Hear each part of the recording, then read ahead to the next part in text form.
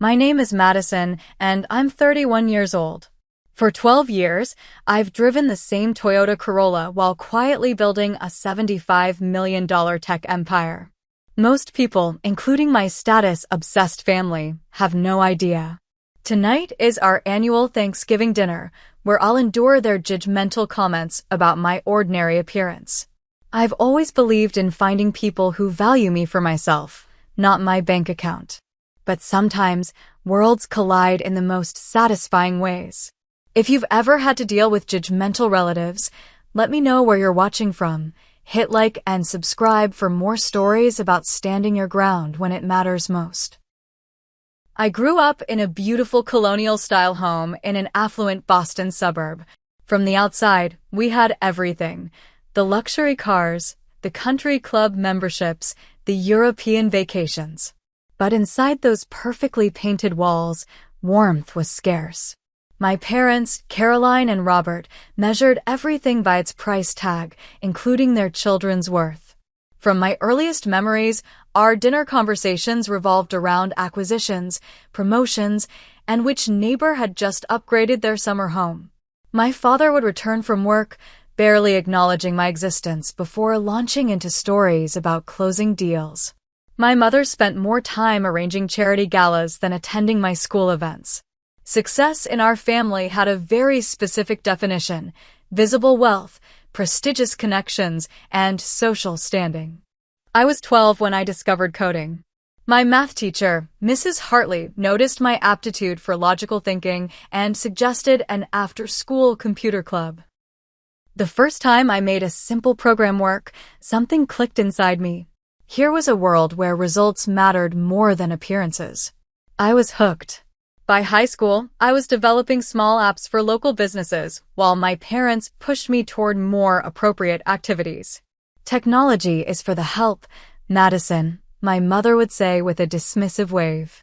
Focus on debate club if you want to meet the right kind of boys. When college application season arrived, I received a full scholarship to MIT for computer science. My parents were horrified. Harvard Business School is the only acceptable option, my father insisted, threatening to withhold support if I didn't comply. I chose MIT anyway, moving into a tiny dorm room with nothing but my laptop and determination. It was in that dorm room, during my sophomore year, that I built the prototype for what would become my company. I noticed how small businesses struggled to compete with corporate giants in the digital marketplace. My platform leveled the playing field, giving independent shops the same technological advantages as major corporations at a fraction of the cost. A professor connected me with an angel investor who saw the potential immediately. We launched with 20 small businesses in Boston. Within 6 months, we had 500 clients across New England. By the time I graduated, we had secured Series A funding and were expanding nationally. The Series B funding round was when everything exploded. A major venture capital firm valued the company at over $100 million. My stake made me wealthy beyond anything my status-conscious family could imagine. And I told almost no one. It wasn't about deception. I made a conscious choice to maintain a modest lifestyle because I'd seen firsthand how wealth changes relationships. I bought a comfortable but unassuming 3-bedroom house in a middle-class neighborhood. I kept driving my reliable Corolla. I wore quality clothes, but nothing flashy or designer labeled. I wanted people in my life who cared about me, not my net worth. Only my assistant Jennifer and a few close friends knew the truth. Jennifer had been with me since the early days, starting as an intern and growing into my right hand. She understood my values and respected my choices, though she occasionally teased me about living like a normal when I could afford so much more. As I prepared for the annual Thanksgiving dinner at my parents' home, I debated whether to even attend. Last year had been particularly brutal. My cousin Brian had spent 20 minutes describing his new Mercedes while asking pointed questions about my little website thing. Aunt Denise had suggested her husband could find a place for me at his insurance company since my startup was obviously struggling. Through it all, My parents had watched with that familiar mixture of disappointment and embarrassment. "You should have some clever responses ready this time," Jennifer suggested during our morning call. "Or better yet, just tell them the truth and watch their faces melt." I laughed as I sorted through my closet. I'm not looking for a dramatic confrontation. I just want to get through dinner without feeling like I'm 16 again. I settled on dark jeans, a simple cashmere sweater, and minimal jewelry. Professional enough to avoid criticism about dressing like a college student, but nothing that would signal wealth. Looking in the mirror, I gave myself the same pep talk I'd been delivering for years. You are successful by every measure that matters. Their opinions don't define you. Part of me still hoped that someday my family might see beyond material success. That they might ask about my passion for creating technology that helps people, or notice my happiness, or simply accept me as I am. It was this stubborn hope that kept me attending these gatherings despite the inevitable disappointment. The contrast between my family relationships and my friendships couldn't be more stark. At work, I had built a team based on shared values and mutual respect. Most of my employees had no idea I was the owner. I introduced myself as a senior developer and worked alongside them. These authentic connections nourished me in ways my family never could. My dating life had followed a similar pattern. Early on, I'd made the mistake of being open about my success, attracting a string of men more interested in my company valuation than my character. Since adopting my policy of discretion, I'd found more genuine connections. Recently, I'd been seeing Sam, a high school science teacher who loved my entrepreneurial spirit but had no idea of the scale of my success. Our conversations centered on ideas, not possessions, and for the first time in years, I felt hopeful about a relationship.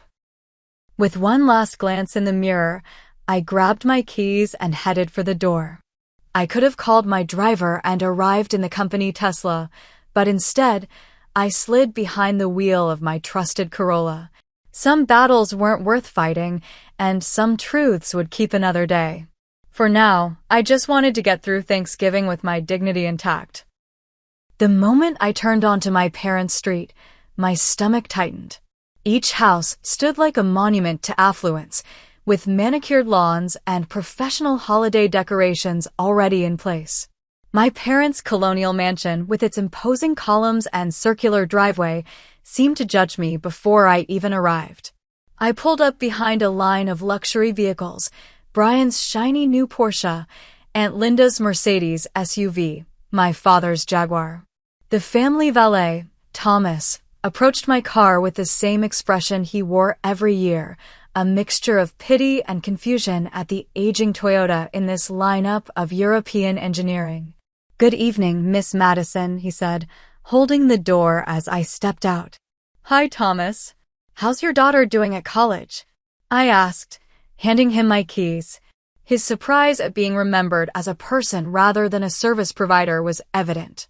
"She's doing very well. Thank you for asking. Made the dean's list last semester." "That's wonderful. Computer science, right? Tell her to send me her resume when she graduates." As Thomas smiled genuinely for the first time, I turned toward the imposing front door.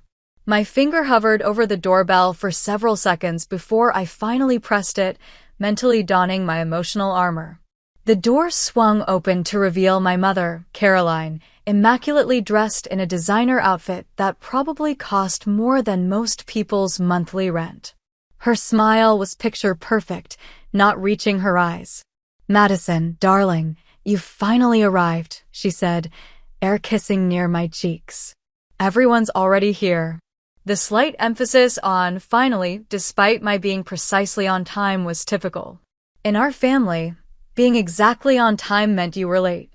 I stepped into the grand foyer with its soaring ceiling and crystal chandelier. My father, Robert, glanced up briefly from his conversation with Uncle William, giving me a distracted nod before returning to their discussion about golf handicaps. Cousin Melissa spotted me and nudged Brian, both of them exchanging a look I pretended not to notice. At 34, Melissa had recently become engaged to a hedge fund manager, her third engagement, but likely the first to reach the altar due to her fiancé's suitable bank account. Madison, is that the same sweater you wore to Christmas 2 years ago? Melissa asked, her voice carrying just enough for nearby relatives to hear. Good memory, I replied with a smile.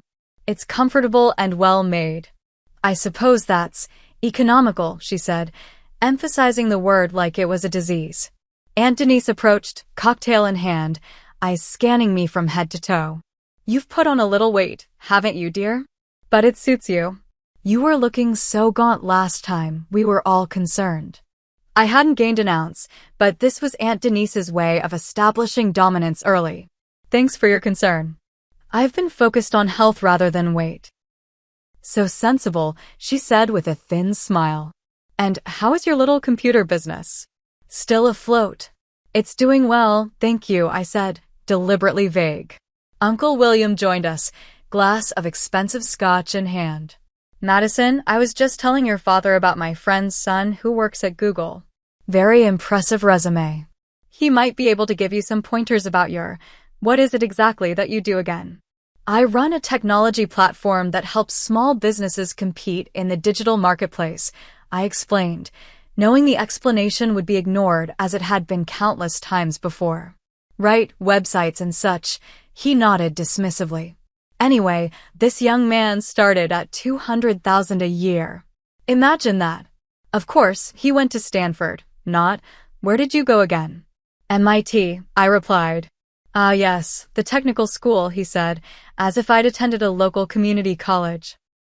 As we moved into the formal living room, I noticed I'd been strategically seated between Cousin Brian and my mother's friend Patricia, who had been trying to set me up with her son for 3 consecutive holidays despite my clear lack of interest. Still driving that old car, Madison? Brian asked loudly as I sat down. I thought those things had a lifespan of 10 years max? Yours must be on its last legs. I took a sip of the water I'd requested instead of wine. 12 years actually, and running perfectly. Toyota makes reliable cars. My mother laughed nervously. Madison is just being practical while she finds herself. Not everyone is cut out for real business, my father added from across the room, not bothering to lower his voice. Some people need more time to find their path. I maintained my composed expression while internally absorbing the sting of his words. From the corner, I caught my grandmother Ruth watching me with knowing eyes. At 85, Grandma Ruth was the only family member who seemed to see beyond the surface. She gave me a small, supportive nod. During a momentary lull in the conversation, I excused myself to the bathroom, needing a brief reprieve. Once alone, I leaned against the marble countertop and exhaled slowly. I pulled out my phone and texted Jennifer. The usual parade of subtle insults has begun. Her response came immediately. Remember, you could buy and sell that entire room. Their opinion equals irrelevant. Call me if you need a staged emergency exit. I smiled at her support, squared my shoulders, and returned to the battlefield. The dining room gleamed with old money elegance. The antique mahogany table stretched beneath a crystal chandelier, set with the family's heirloom china, sterling silver flatware, and hand-blown crystal glasses. Place cards in my mother's perfect calligraphy positioned each guest strategically. Not surprisingly, I was seated directly across from Brian and diagonally from Aunt Denise, the family's most enthusiastic critics. As the first course was served by the catering staff, conversation immediately turned to acquisitions and accomplishments. Cousin Jason, freshly returned from Colorado, dominated the first 10 minutes. The Aspen property was listed at $4.2 million, but my real estate guy got it for $3.8, he explained, gesturing with his fork. For 1,000 square feet, ski-in/ski-out access, and the master bath has heated marble floors. You all have to come for New Year's. Several relatives oohed appropriately while I focused on my soup. I'd recently donated $3 million to build a technology center in an underserved Boston neighborhood, but that wasn't the kind of accomplishment that earned recognition at this table. Aunt Linda was next, detailing her appointment to the board of Boston Memorial Hospital. Of course, it's a significant commitment of my time, but giving back is so important. The fact that the position was largely ceremonial and obtained through her husband's connections went unmentioned. My father cleared his throat, commanding attention as always. Since we're sharing news, Caroline and I have decided to upgrade. We've purchased a 60-foot yacht for next summer. The Sunseeker Manhattan 65. She'll be delivered in May. Appropriate exclamations of admiration followed while the staff served the second course. Then, inevitably, attention turned to me. Madison, my father said, anything new with you? Before I could answer, Brian interjected. Still coding in your spare time? Making those little website things? I took a measured sip of water. Actually, we've expanded significantly this year. Our platform now serves over 10,000 small businesses across the country, and we've recently. Did you hear about Melissa's engagement? My mother interrupted, effectively erasing my achievement. Kenneth proposed at Lou Bernardine in New York with a 3-carat diamond. Melissa thrust her hand forward, the enormous ring catching the light. Custom Tiffany setting. Kenneth knows I deserve the best. Speaking of deserving things, Aunt Denise said, turning to me with a predatory smile, Madison, dear, when are you going to find a nice man and settle down? 30 is approaching quickly, you know. I'm 31, actually, I corrected quietly. Exactly my point, she continued. The good ones get snapped up so quickly. Williams' firm just hired a brilliant young attorney. Harvard Law, family money, and single. I could introduce you. Thank you, but I'm seeing someone, I replied. Oh! My mother perked up. Who is he? What does he do? His name is Sam. He's a high school science teacher. The silence that followed was deafening. My father frowned into his wine glass. Aunt Denise and my mother exchanged a look of barely concealed horror. A teacher, my mother finally said. How dedicated of him. Teachers are so important, Cousin Melissa added with false brightness. Someone has to educate the help. I set down my fork, appetite diminishing. Sam has a PhD in molecular biology. He chose teaching because he believes in making science accessible to the next generation. Noble, my father said dismissively. But one can't raise a family on nobility. I bit back the response that I could financially support 10 families without noticing. Instead, I simply said, he's very good at what he does. During the brief lull as the main course was served, I overheard my mother speaking to Aunt Linda in the adjacent butler's pantry, their voices carrying more than they realized. Madison is still in the stubborn phase, my mother said. All that potential, wasted on this computer hobby. Robert is at his wit's end. Have you tried introducing her to the Caldwell boy? Aunt Linda suggested. His father could give her a real job at the investment firm. We've tried everything, my mother sighed. It's embarrassing when people ask what she's doing with her life. I just don't understand where we went wrong. The conversation felt like a physical blow.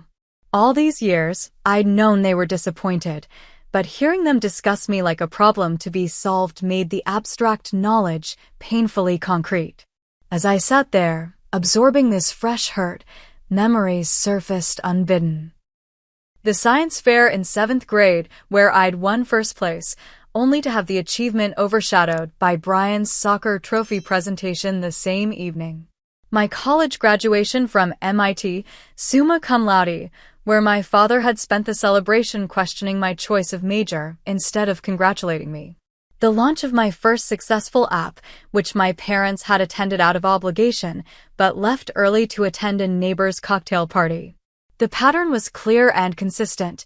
Nothing I achieved would ever be enough if it didn't fit their narrow definition of success. Grandma Ruth, seated beside me, sensed my distress. She patted my hand gently under the table and whispered, "They see what they want to see, dear. I see you." Her small kindness nearly broke my composure. On my other side, my young cousin Lily, just 16 and still finding her place in the family hierarchy, leaned over. "I think what you do sounds really cool," she said quietly. I'm taking coding in school now. That's wonderful, Lily, I replied, genuinely pleased. If you ever want to talk about it or need any help, just call me. Her face lit up at the offer, providing a moment of genuine connection amid the superficial performances around us.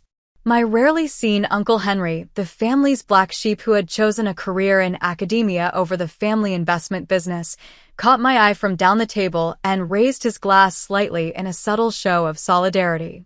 These small moments of authentic connection provided brief respite from the otherwise oppressive atmosphere.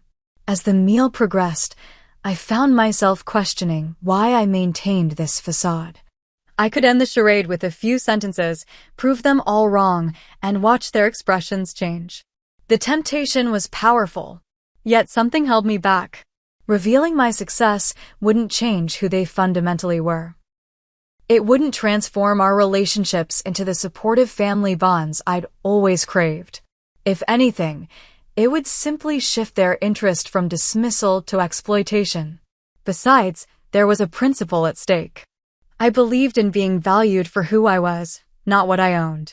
Walking away from that belief, even in the face of their cruelty, felt like surrendering something essential about myself. So I sat, enduring each barbed comment and dismissive glance, my resolve strengthening with each slight. I would remain true to myself, regardless of the outcome. The dessert course arrived with theatrical precision, servers placing delicate plates of chocolate soufflé and crème brûlée before each guest.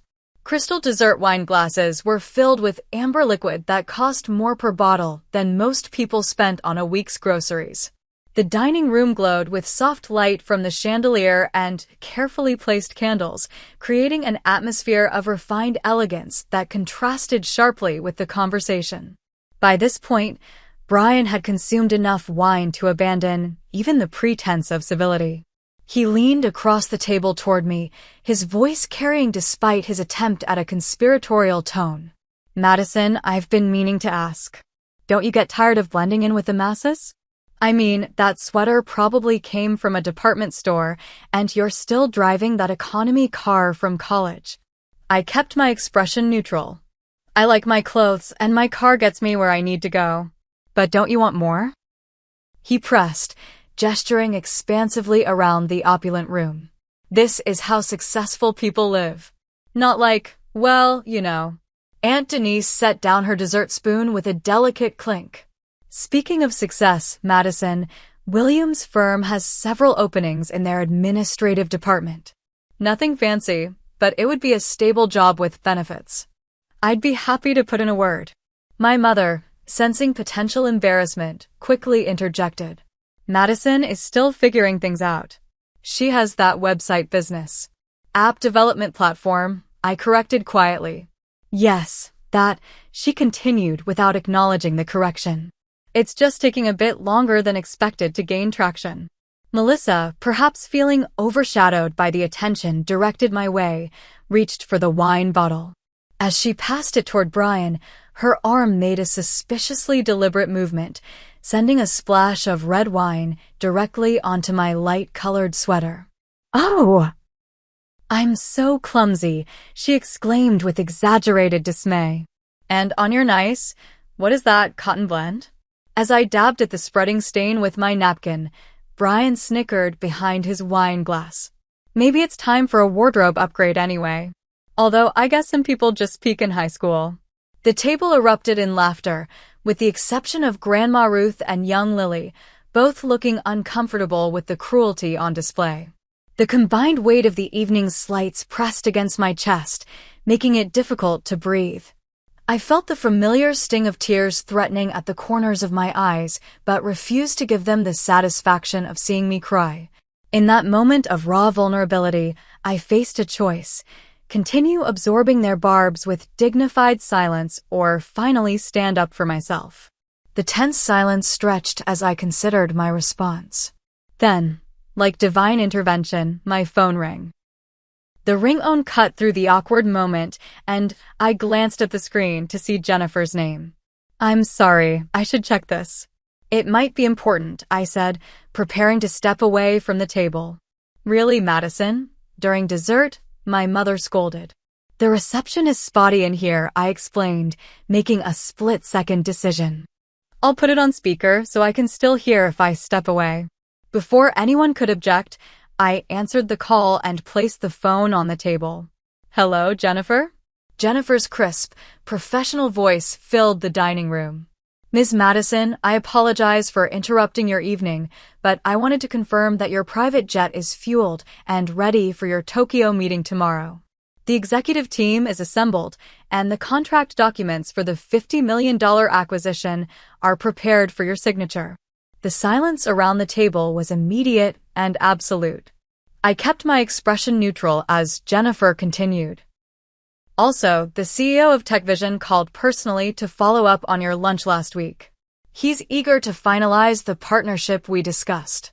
And the Foundation Board has approved your proposal for the $15 million tech education center in the underserved districts. My father's coffee cup froze midway to his mouth. My mother let out a nervous laugh that died immediately when no one joined her. Brian's mouth hung open slightly, his wine glass suspended in his hand. Jennifer, perfectly executing our pre-arranged emergency exit strategy, continued seamlessly. One last thing. Should we have the Tesla delivered to your primary residence or the vacation home in Nantucket? The customization options you selected are complete. Thank you, Jennifer, I replied calmly. Please have it delivered to the main house. And let the Tokyo team know I'll be reviewing the acquisition documents tonight. Certainly, Ms. Madison. Will there be anything else? No, that's all for now. Thank you. I ended the call and slowly placed my phone back on the table, folding my hands in my lap. The silence that followed was so complete I could hear the grandfather clock ticking in the hallway. Every eye at the table was fixed on me, expressions ranging from shock to disbelief to sudden calculation. I allowed the silence to stretch for several seconds, taking a small, private satisfaction in the tableau of frozen expressions around the table. When I finally spoke, my voice was calm and measured. I suppose I should clarify a few things, I said, dabbing the wine stain on my sweater one last time before setting the napkin aside. The website business I run is actually Nexus Technologies. We're currently valued at just over $300 million, and I'm the founder and CEO. My father's face went through a remarkable transformation, confusion giving way to disbelief, and then a dawning realization. Nexus Technologies? The software company that was featured in Forbes last month.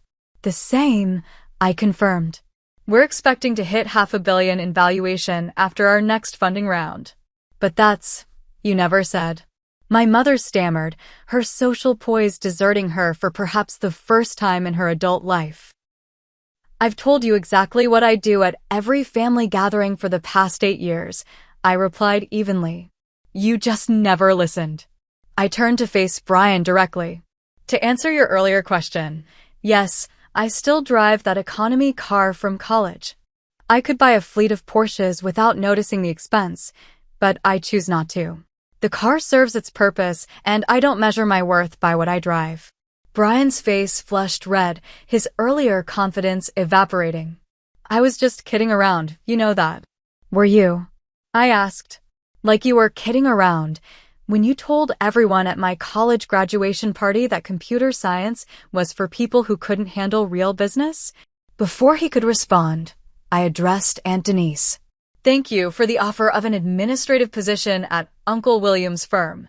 I currently employ over 200 people, including 15 Harvard graduates who specifically sought out our company because of our innovation and company culture.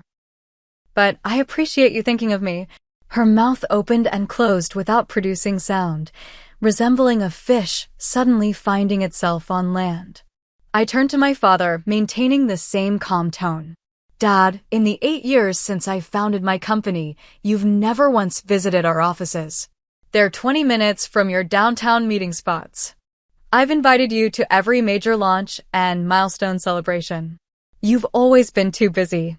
His expression hardened defensively. I didn't realize it was something serious. You always downplayed it. I described it accurately, I corrected. You chose to hear what fit your preconceptions. Looking at my mother, I continued. Mom, for months ago when you asked what I was doing with my life, I told you we had just closed a major investment round. You changed the subject to Melissa's country club membership. I didn't understand what that meant. Darling, she protested. You know I'm not technical. It wasn't a technical statement. It was about business success in terms you would normally celebrate, just not for me. I kept my voice level, stating facts rather than accusations. I surveyed the table, noting the rapid recalculations happening behind each pair of eyes. I've never lied about what I do or who I am. I simply haven't flaunted my financial success because, in my experience, it changes how people treat you. I wanted authentic relationships based on who I am, not what I own. My father, recovering his composure, leaned forward with sudden interest. Madison, this is remarkable news. You should have told us directly. With your business acumen and our family connections, we could exponentially grow your company's potential. Our latest product helps small businesses compete against exactly the kind of corporate consolidation your investment firm specializes in, I replied. I'm not sure our business philosophies align. That can be discussed, he said dismissively. The important thing is that you've proven yourself a Nelson after all. We should talk about integrating your company into the family portfolio. I shook my head. That's not going to happen. Nexus remains independent. We've always believed in you, my mother interjected, her social smile back in place. I've told all my friends how proud we are of your entrepreneurial spirit. The transparent attempt to rewrite history might have hurt once.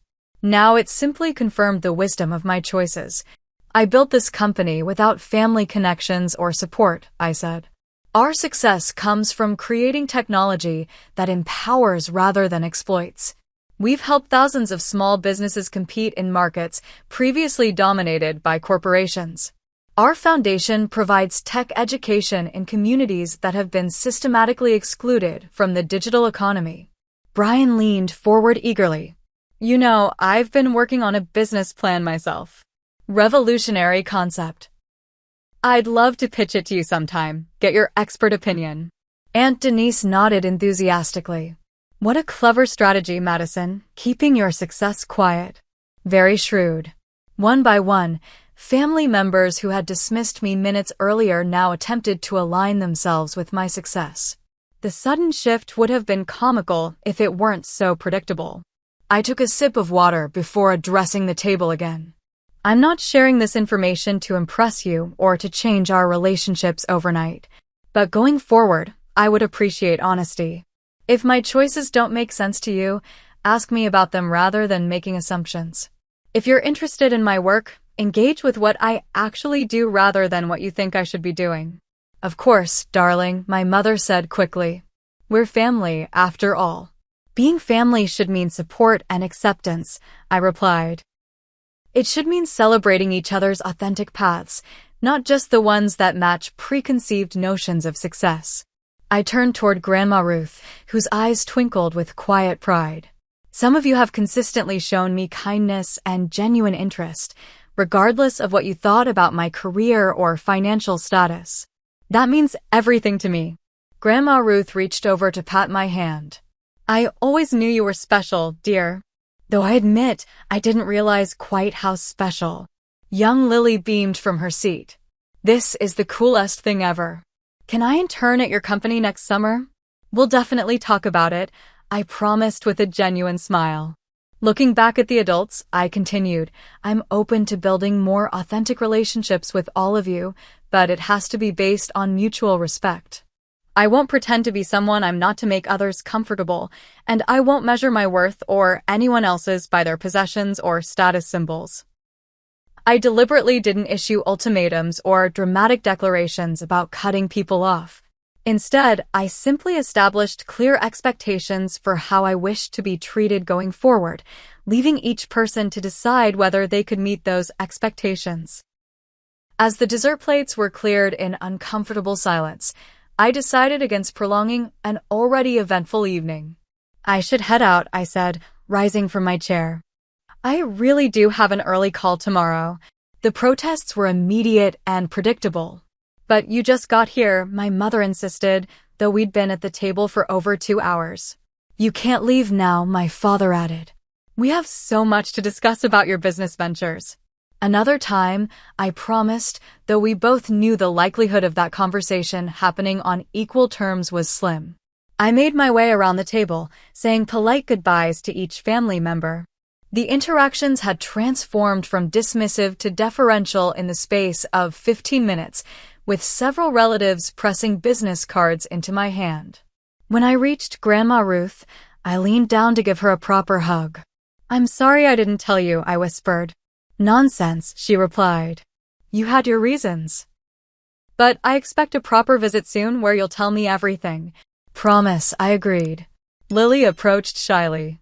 Did you really mean what you said about maybe interning? Absolutely, I assured her. Send me an email and we'll set something up. We have a great high school program. My departure created a flurry of activity as family members suddenly found reasons to walk me out. My father attempted to discuss potential investments, while my mother suggested lunch dates with some fascinating friends who would love to meet you. Brian hovered nearby, clutching a napkin on which he'd scrawled his business concept. When Thomas brought my Corolla around, pulling it between the Porsche and the Mercedes, there was a collective intake of breath from my assembled relatives. The contrast between their knowledge of my wealth and the modest vehicle seemed to physically pain them. You really drive this, by choice? Brian couldn't help asking. It's reliable, I replied simply, handing Thomas a generous tip. Thanks for your help tonight, Thomas. And don't forget to have your daughter send me that resume. Yes, Miss Madison. She'll be thrilled. As I drove away, I glanced in the rearview mirror to see my family still standing in the driveway, a tableau of confusion and recalculation. The pressure that had been building in my chest all evening finally released, and I found myself laughing out loud in the quiet car. The moment I was out of sight of the house, I pulled over and called Jennifer. So, she answered immediately. Did it work? Perfectly, I confirmed. Your timing was impeccable. I've been waiting by the phone all night. Tell me everything. What did they say? What did they do? Was Brian's face as priceless as we imagined? I described the scene in detail, both of us laughing at the family's transparent attempts to pivot from condescension to networking in the span of seconds. The private jet was a nice touch, I admitted. Though now I suppose I'll need to actually go to Tokyo to maintain credibility. Well, we have been talking about expanding into the Asian market, Jennifer pointed out. 2 birds, 1 stone. True. Which parts were real again? I lost track during your performance. The $50 million acquisition is inflated, but based on the Stream Tech negotiations. The Education Center funding is accurate, though it's $12 million, not 15. And you don't have a Tesla on order, but maybe you should. That Corolla really is ancient. Don't you start, I warned, though there was no heat in it. We chatted for a few more minutes before ending the call, with Jennifer promising to start putting together the Tokyo itinerary in the morning. As I drove the familiar route home, the reality of what had just happened began to sink in. For 8 years, I'd maintained a careful separation between my professional success and my personal life, particularly with my family. That boundary had dissolved in an instant. There would be consequences, both positive and negative. Family dynamics established over decades had been upended. Expectations would shift. Relationships would realign. When I arrived home, I kicked off my shoes and made a cup of tea, carrying it to my favorite window seat that overlooked the quiet neighborhood. My house was modest by the standards of my net worth, but it was comfortable and, more importantly, mine. I'd chosen every element of it based on what I liked, not what would impress others. Looking around at the bookshelves filled with well-read volumes, the photographs of friends on hiking trips and kayaking adventures, the artwork purchased from local artists whose work spoke to me, I felt a profound appreciation for the life I'd built. It wasn't perfect, but it was authentic. As a child, I desperately sought my parents' approval, trying to contort myself into whatever shape might finally earn their validation. The liberation of walking away from that need had been gradual but profound. Success had been part of it, proving to myself that I could thrive on my own terms. But the deeper freedom had come from recognizing that their approval was never the prize I'd imagined it to be. Still, I couldn't deny the lingering sadness for the relationship I wished we had. Every child deserves parents who see and celebrate them for who they truly are. Acknowledging that grief while still moving forward had been one of my hardest personal lessons. My phone buzzed with a text from Sam. "How was the family dinner from hell?" I smiled, typing back, "Eventful. They found out about the company." His response came quickly, "Whoa. Intentional." "Sort of. Long story.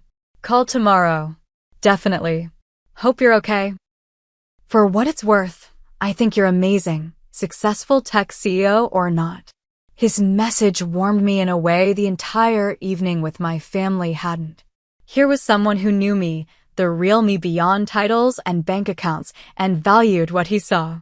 Before heading to bed, I opened my laptop and began a task I'd been contemplating for months. I created trust funds for Grandma Ruth, Lily, and Uncle Henry, the family members who had shown me genuine kindness regardless of perceived status.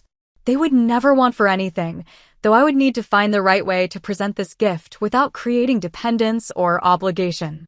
I also drafted an email to my executive team about shifting more company resources toward our social impact initiatives. If tonight had reinforced anything, it was the emptiness of wealth without purpose and connection. Finally, I opened the browser to a car dealership website. Maybe it was time to retire the faithful Corolla after all. Not for a status symbol, but simply as an acknowledgement that sometimes change can be healthy. I found myself drawn to a modest hybrid, practical yet comfortable. It felt like the right balance. As I closed my laptop and prepared for bed, I realized I felt lighter than I had in years. The carefully constructed walls between my worlds had been exhausting to maintain. Moving forward with more integration between my personal and professional lives would bring challenges, but also relief. I would navigate this new terrain with the same values that had guided me so far: authenticity, purpose, and the courage to define success on my own terms. 6 months passed in a blur of change and adjustment. The Tokyo trip had been productive professionally and liberating personally, allowing me time to process the dramatic shift in my family dynamics while finalizing our Asian market expansion. Upon returning, I had faced the challenge of recalibrating nearly every relationship in my life. Today, my modest home buzzed with activity as I prepared for an informal dinner gathering. I'd recently purchased a slightly larger house in the same neighborhood, still well below what I could afford, but with more space for entertaining. The move had been less about upgrading and more about creating a space that better reflected my whole self. "Are you sure I can't help with anything?" Jennifer asked, leaning against the kitchen counter. After years of maintaining professional boundaries, we'd gradually developed a friendship beyond our work relationship. "Everything's under control," I assured her, checking the oven. "Sam's handling the grill." Through the patio doors, I could see Sam chatting with Uncle Henry as they tended to the steaks and vegetable skewers. Their conversation appeared animated, likely another debate about science education funding. In the 6 months since the revelatory Thanksgiving dinner, Sam had adjusted to my financial status with remarkable grace, his only request being that I let him pay for dates occasionally to maintain his teacher dignity. Grandma Ruth sat in the most comfortable chair in the living room, deep in conversation with Lily. At 17, Lily was flourishing in our company's high school internship program, showing a natural aptitude for user experience design. The trust fund I'd established for her would ensure she could attend any college she chose, though she didn't know about it yet. That conversation would wait until she'd been accepted on her own merits. Notably absent were the family members who couldn't adjust to our new dynamic. My parents had made several awkward attempts to insinuate themselves into my business affairs, arranging accidental meetings with potential investors who just happened to be old family friends. When those efforts failed, They'd retreated into a chilly politeness, our interactions now limited to occasional stilted phone calls. Brian had pitched his revolutionary business idea, which turned out to be a derivative app concept with questionable market potential. When I offered honest feedback instead of investment, his initial enthusiasm had quickly cooled. Antonice still sent the occasional text with articles about me, usually accompanied by reminders of how she'd always supported my endeavors. The doorbell rang, and Jennifer moved to answer it. "That's probably the Wongs," I said. David and Mei Wong were neighbors who had become good friends, appreciating me for my gardening tips rather than my company valuation. As the house filled with guests, I was struck by the authenticity of the gathering. Everyone present knew my financial status, but related to me as a person first. The conversations revolved around ideas, experiences, and genuine interests rather than acquisitions or status markers. During dinner, Grandma Ruth tapped her glass for attention. "I'd like to propose a toast," she said, her voice still strong at 86.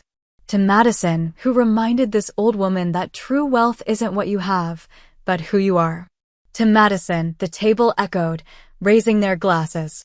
Feeling a blush rise to my cheeks, I deflected the attention. "And to new beginnings and authentic connections."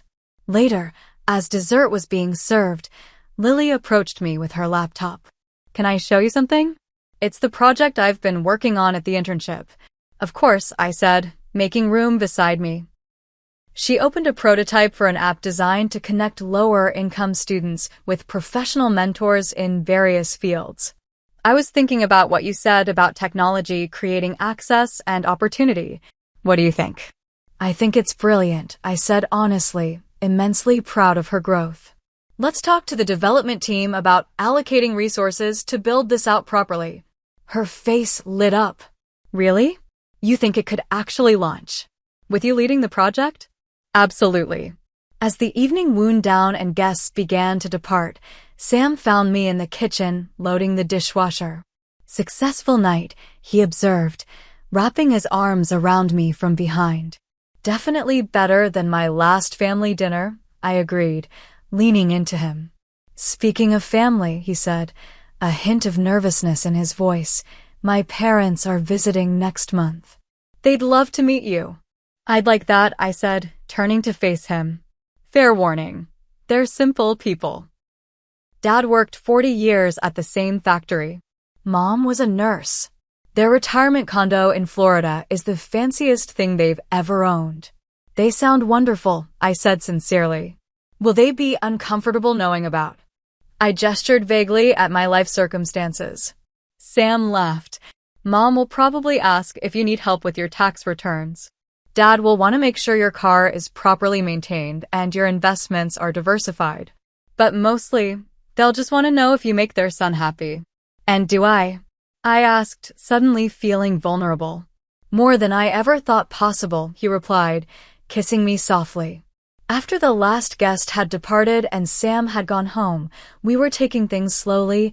I sat on my back porch with a final glass of wine, reflecting on the journey of the past 6 months. The healing process hadn't been linear. I'd worked with a therapist to unpack decades of family conditioning, learning to recognize and release the deeply ingrained belief that I needed to earn love through achievement. I'd built new friendships based on shared values and interests rather than childhood proximity or family connections. I'd established clearer boundaries with family members who continued to see me primarily as a resource or a reflection of themselves. Most importantly, I'd learned to integrate the different aspects of my identity: the successful CEO, the loyal friend, the woman still working through childhood wounds, the partner discovering the vulnerability of genuine intimacy. For years, I'd compartmentalized these parts of myself, showing different faces in different contexts. The exhaustion of that performance had been more costly than I'd realized until I let it go. My company had evolved alongside me. As leader, I'd become more transparent about our mission and values, attracting team members and clients who shared our vision for technology as an equalizing force. Our foundation had expanded its work, funding tech education in underserved communities across the country. We'd launched a mentorship program connecting young people from disadvantaged backgrounds with opportunities in the tech sector. The Toyota Corolla had finally been retired, donated to a community college automotive program where students would learn maintenance skills by restoring it. Its replacement, a practical hybrid, sat in the driveway alongside Sam's well-loved Subaru. Neither vehicle was designed to impress, but both reliably transported us to places and experiences that mattered.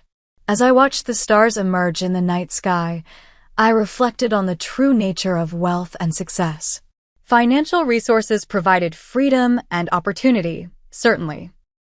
But the real treasure was having the courage to live authentically, to be known and accepted for who you truly are rather than what you possess or achieve. The journey wasn't complete. I still occasionally found myself slipping into old patterns of seeking validation through accomplishment. Family gatherings still triggered moments of that familiar tension.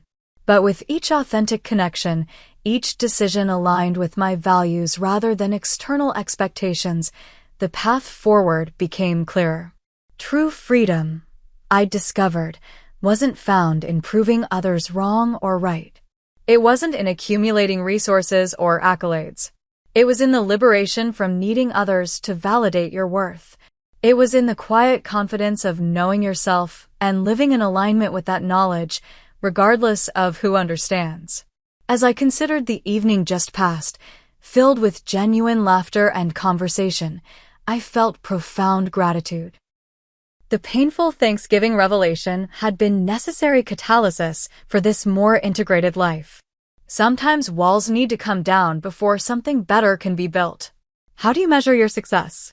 Is it in the possessions you accumulate, the impression you make on others, or something deeper? I'd love to hear your thoughts in the comments below.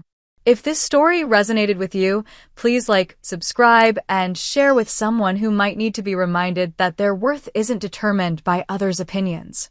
Thank you for spending this time with me, and remember, the most valuable thing you own is your authentic self.